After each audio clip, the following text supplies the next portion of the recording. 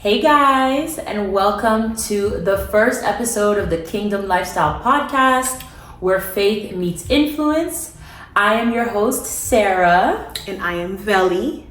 You could also say you're the host too, because you are. Oh. And I am your host, Velie. Okay, let's start over. Okay.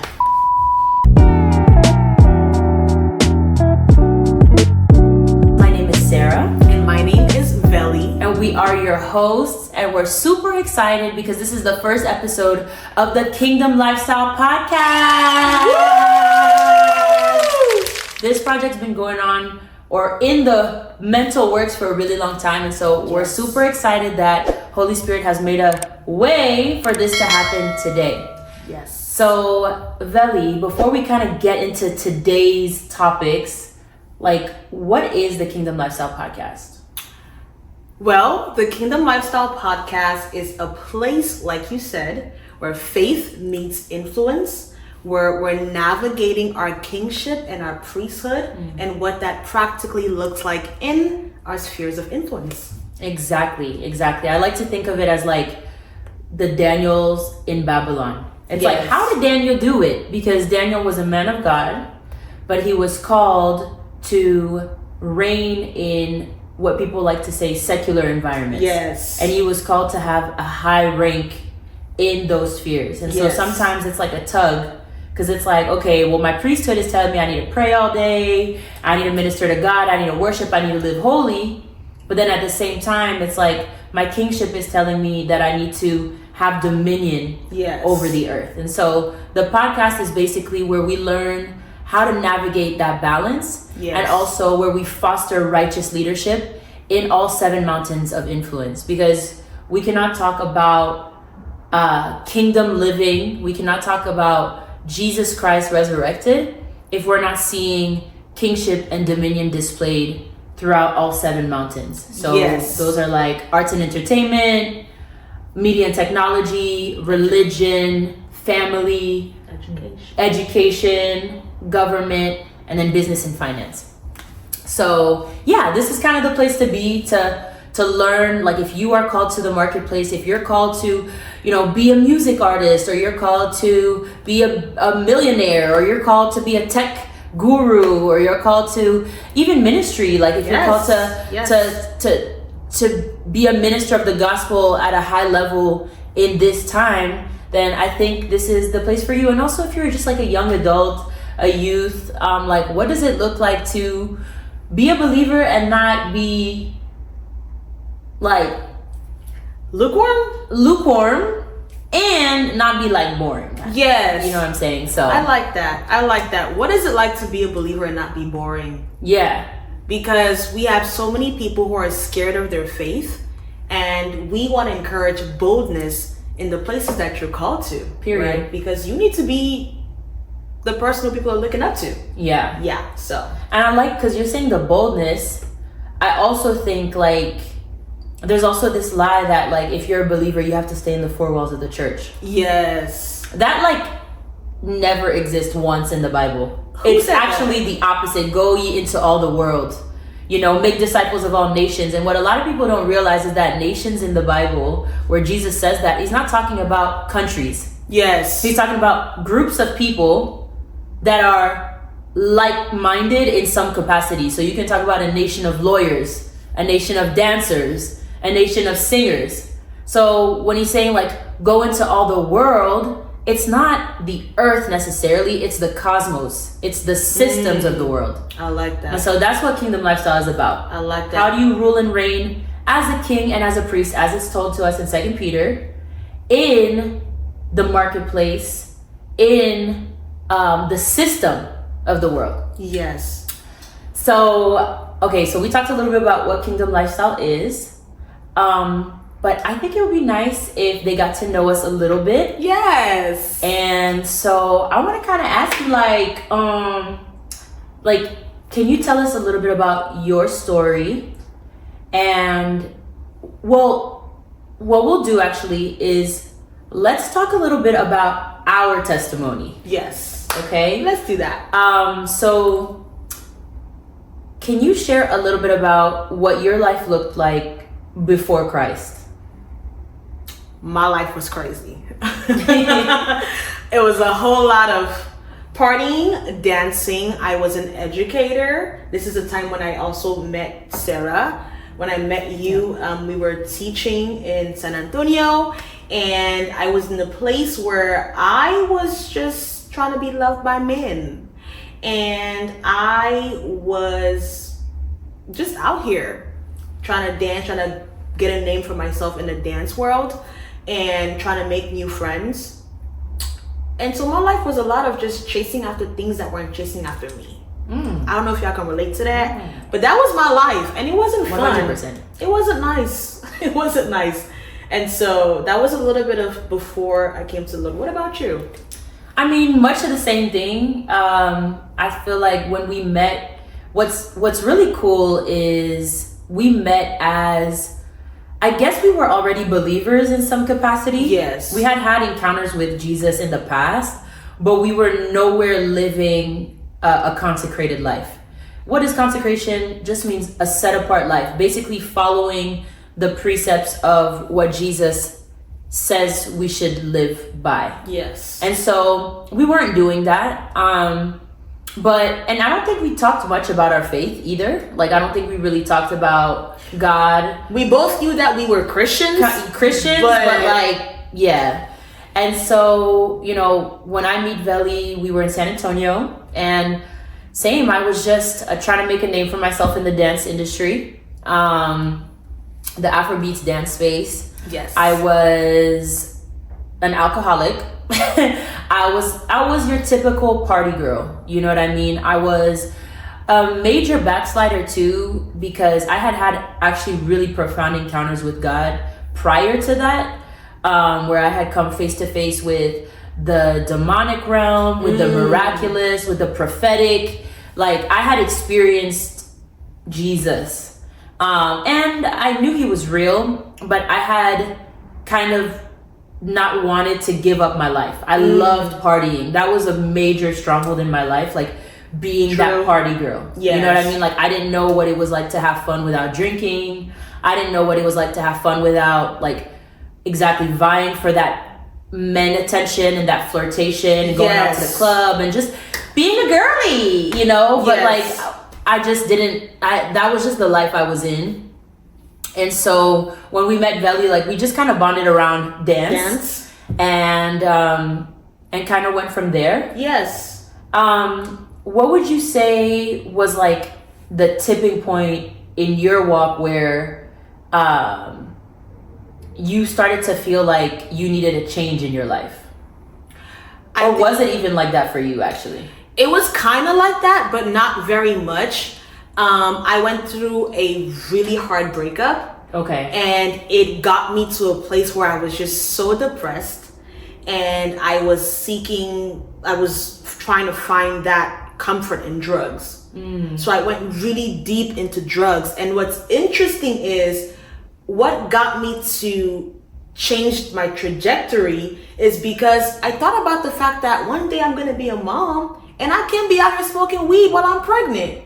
That was literally the thought. And that was the thought. It was like, Velie, you're addicted to this drug right now. You want to be a mom one day, and you can be smoking and be high while you're carrying a baby. So what is that going to look like?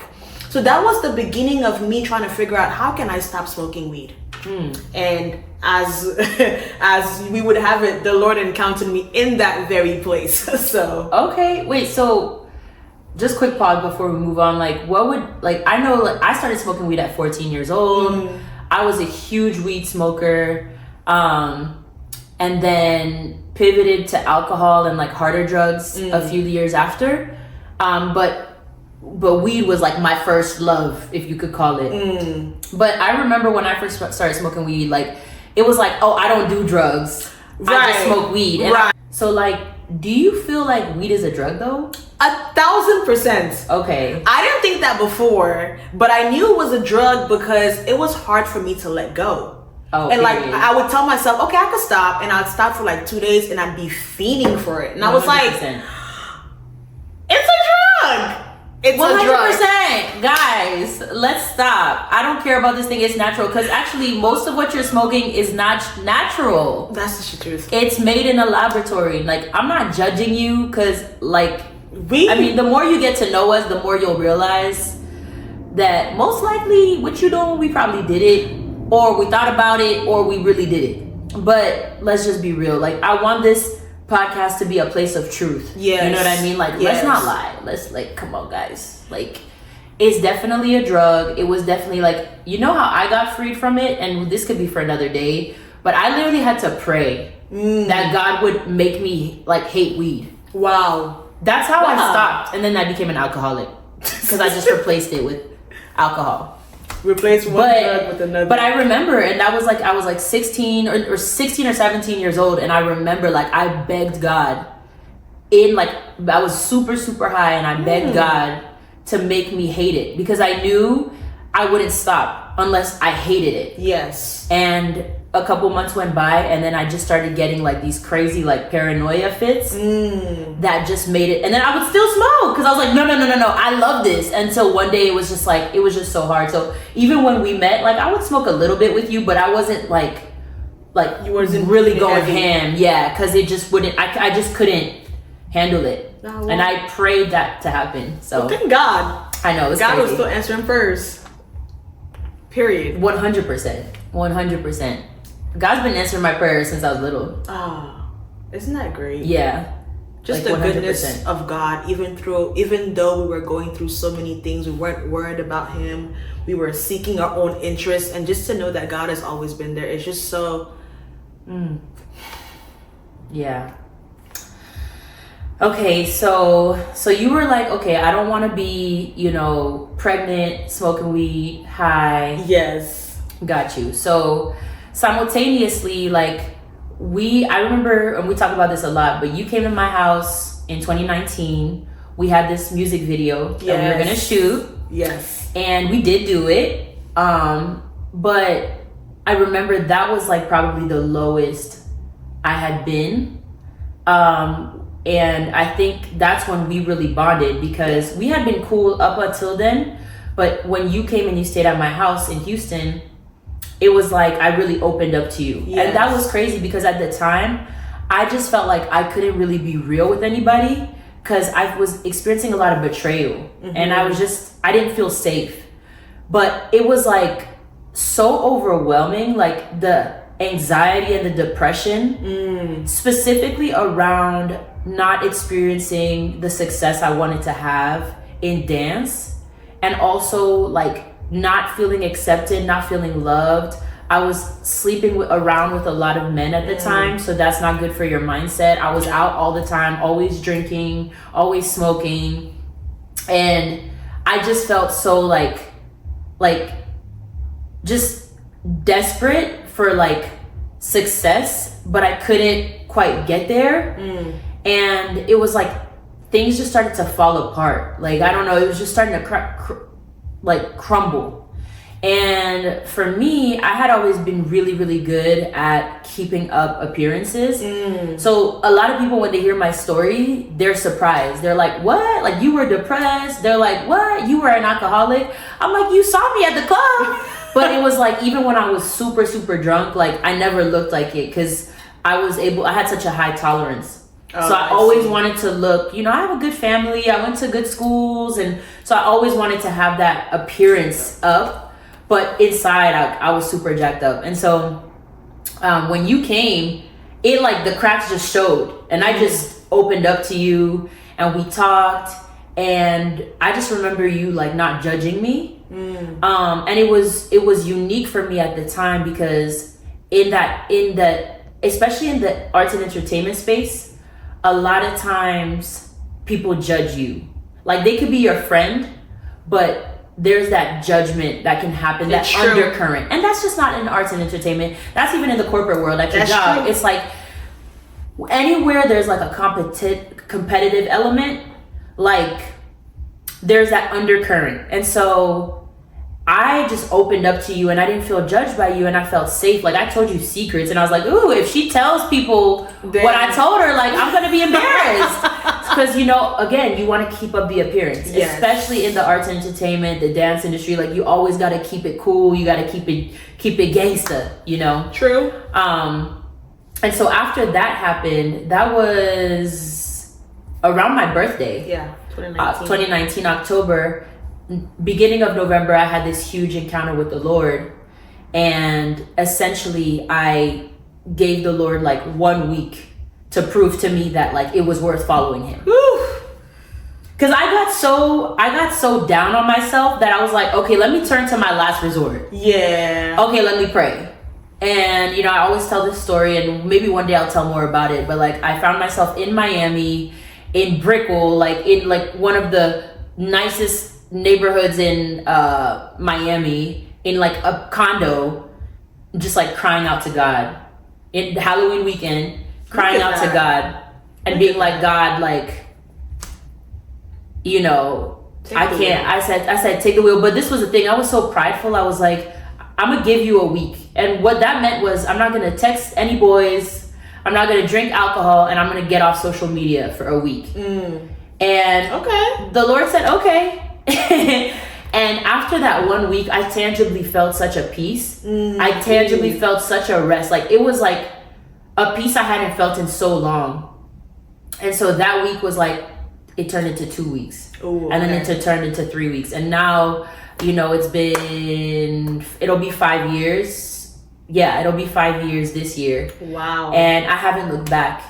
Wow. And there's so much more to the testimony, but today is our testimony. And so about a year in, the Lord spoke to me and had me start a Bible study called Kingdomlifestyle. Yes. So share a little bit about like your story, like your encounter with Jesus, and what happened from smoky Velie to this Velie that's sitting right here.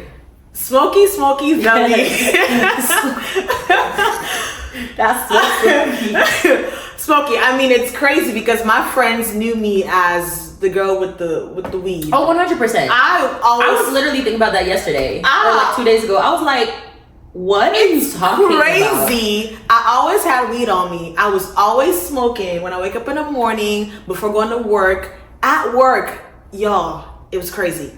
So I had an open vision one day, and the Lord basically showed me myself, and I was in handcuffs, and it was weed that was holding me hostage. And after that, I was like, Lord, this is crazy. And then he took away the desire. So remember when I said earlier that I didn't know how I was going to stop, but I knew I needed to. So he showed me that with him, he could take away the desire. So he took it away. For like 8-9 months, I did not smoke. And I was around friends who were smoking, and I did not have the urge to. And it was crazy big for me. So you went on your sabbatical because Sarah was off of social media. I was on my spiritual journey. She was on her spiritual journey. And so I was still on the gram doing my thing. Period. And she comes back on, and I remember she posted this video. You posted this video, and I remember you had on a white outfit, and I saw you, and I saw a glow. To this day I can't explain it, but I saw a glow in you, and I was just like, I did a quick prayer in my heart, and I said, I don't know what she did, but I want that. Like whatever she did, I want that too. Like I could. You know, while I was dancing, I'm just doing my little video. Exactly. It's the Lord that opened your eye to talk to you about Himself. Exactly. Using me. Exactly. You see what I'm saying? Exactly. That was exactly that. And so shortly after you started Kingdom Lifestyle, I joined. And when I joined, by the grace of God, literally, I was faithful. I came every Wednesday. Now, here's the thing. I was still out here doing crazy things. I was still out here smoking. I was still out here having sex with the boys. I was still out here doing all the things, but I would come faithfully and I would confess my sin to my sisters. Listen, everywhere, and we always talk about this, but it's just so powerful. Like, so again, Kingdom Lifestyle, the Bible study, which is still going on, and we'll get to that. Yes. But is a women's Bible study, right? And so we would meet on Zoom every Wednesday, and this was during the pandemic. This is during COVID. Yes. So a lot of people were actually willing to engage with the Lord, like in that moment, because a lot of people were scared, a lot of people were concerned.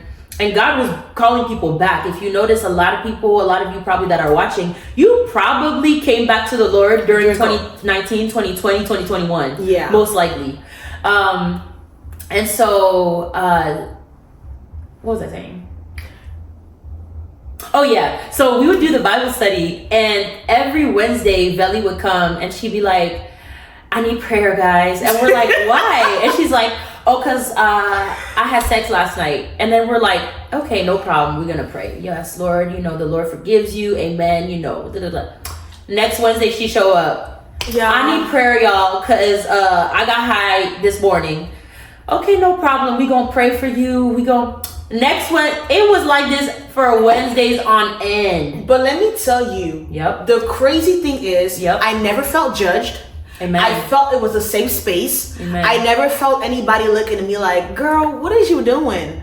And that was so pivotal for me, because that was a space for me to be open, to be transparent, and honestly receive the prayers of my sisters. Mm-hmm. And so I think what I loved about that space is the environment to come as you are essentially was created. Mm-hmm. But I didn't stay that way, because the day that I ultimately had the encounter with the Lord, and it was on a Wednesday morning during a prayer call where the Lord spoke to me so clearly through Sarah, and it was like, pick a side. You're doing 1 foot in, 1 foot out, pick a side. Mm-mm-mm. And I remember that day, Sarah, I cried. I mean, you were there on the phone. Yeah, but then we hung up the phone. Yes, and after and I was like, oh Lord, I was a little mean, and God was like, no, you said what I told you to say. But even me, I'm looking at myself like, and it was so crazy, because the Bible says that the words that He speaks to us are spirit and our life. Exactly. And so it wasn't you speaking. It was the Lord speaking directly to my spirit, and to say, come home, make a decision. And so it's been on and popping with Jesus ever since then. Period. And we're here now. Yeah. And it's been 3 years, and this year. This year to be 3 years. Oh my gosh, the growth is crazy. And it's just amazing what I love about our story. And again, we're gonna be releasing a lot of different episodes, addressing different topics and stuff. But so you're gonna get to know a lot about us and our story, individual stories, but also our story together. Yes. Because it's amazing that we knew each other before Christ. God actually used Velie right before I pivoted to be that safe place. It's just amazing to me, because I was so broken at that moment where she came, and she received me with such grace. That is pretty amazing. And then God pulled me out into Him, and then used me to help her go into Him. And then now we do stuff together all the time. Like this. Crazy. So it's super awesome. It's been, like she said, it's been on and popping with Jesus ever since. I'm married now. I got married in 2023 last year. Owning my own business, at peace with friends that, love me. The Bible talks about friends. There's no greater love than one who will lay his life down for a friend. And so I've been asking God, like, we talk about friends, but what is a friend according to you? And it's a friend is somebody who's willing to die for you. Hey, God. And so, and so it was like, I have people, and so I was meditating on that, and I was like, I have people in my life that I genuinely think would die for me. And that sounds crazy, but it doesn't when you're in Christ. Yes. You see what I'm saying? Because we see things very differently when God begins to open up our eyes to the truth and to reality. And so many other things that I'm walking in now that we'll talk about later, just to kind of give a quick synopsis of my like post-Christ, or not post-Christ, but post-encounter with Christ. Yes. But a few years ago, God actually had me transfer the Kingdom Lifestyle Bible study to Velie. So it was really amazing. So now she leads the Kingdom Lifestyle Bible study. So if you're a woman, it's on Zoom, every Wednesday. Velie will share more about that, but can you share a little bit about like that transition, like being part of it, seeing the transformation that took place, and then now literally stewarding the space? And the leader of the Bible study is the Lord Jesus, right? 1,000%. So you'll hear us referring to like stewarding the space, because we always want to keep it top of mind that it's not ours. Yeah. It's very easy to think it's ours. That's true. So we use some of these words not to sound cliche, but to help us like remain in the right posture. So like what was that transition like? Like what's your post encounter with Christ been? It has been a journey. In one word, a journey. And it's a journey of faith. It's a journey of discovery. It's a journey of growth. And, you know, as you talked about, even leading and stewarding Kingdom Lifestyle now it's been wonderful. But I'm not gonna lie to you, in the beginning I was a little nervous. Yeah. Because I'm like, Lord, how is this gonna work? Especially having been someone in that space. But I think what's so beautiful is just to see, I always see myself, I always try to look from the outside looking in, and to see how far God has brought me in such a small span of time is wonderful. You know, being someone who was there from the beginning of Kingdom Lifestyle, from its conception. Yep. And being consistent, having learned so much. Like, I say that I'm a product of God's goodness at Kingdom Lifestyle, because he ministered to me so much through the Bible study. And so being able to lead it now, and all the things that he's poured into me, being able to pour that back into my sisters is just a beautiful thing. So we meet on Wednesdays on Zoom still. So if you're a lady, you want to check us out, feel free to do so. But yeah, it's a journey of discovery. I find myself falling more and more in love with Jesus. I think one thing that I am discovering is you can never know so much. Yeah. And the more you think you know, the more you're like, okay, hold on. Yeah. The more you actually realize you're a fool. Exactly. You're foolish. And so that process is not only humbling, but it's heartwarming, because he really is such a good God. Yeah. He is. And that's true.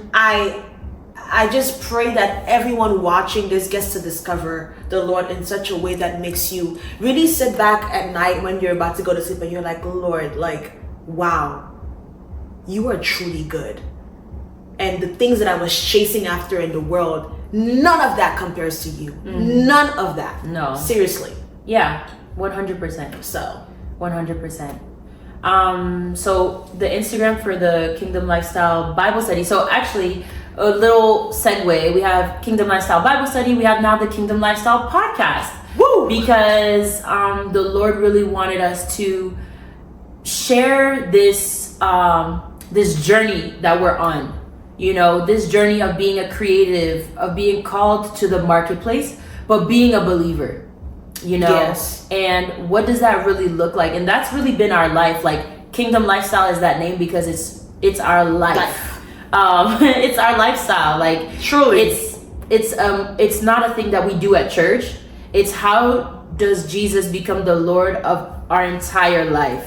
But even that's become so religious, to where, in a negative way, to where him being Lord over your life means you don't do anything. No, that's not true. He wants to be Lord over everything that you do, in every realm that you go. Because listen, how could it be that every single person who's a believer is called to be a pastor? It's not true. It don't work like that. It don't even make sense. He's so big. He's so diverse. So we just want you to come along with us on this journey. If you're a young person, a young adult, or if you're just interested in knowing the Lord more, or if you're just, you're called to some of these spaces. You're called to influence. You have a dream. God has given you a big dream. Then this might just be the place for you, where you can get some what is that word I'm looking for? Some nuggets. Yes. Some nuggets as to like what it looks like to reign in righteousness in whatever sphere God has called you to. So this has been really fun. Yes. You want to say something? I'm super excited. I'm super excited to embark on this journey, and I hope that you all get so much out of this and that you get practical ways to apply your faith in the places that you're called to, because we're all called somewhere. 100%. That's the truth. You're all called to somewhere. So we shall see you guys soon in the next episode. Until then, please engage in the comment. Please subscribe. We have a lot of content coming your way. Yes. We love you guys. May God bless you. Bye.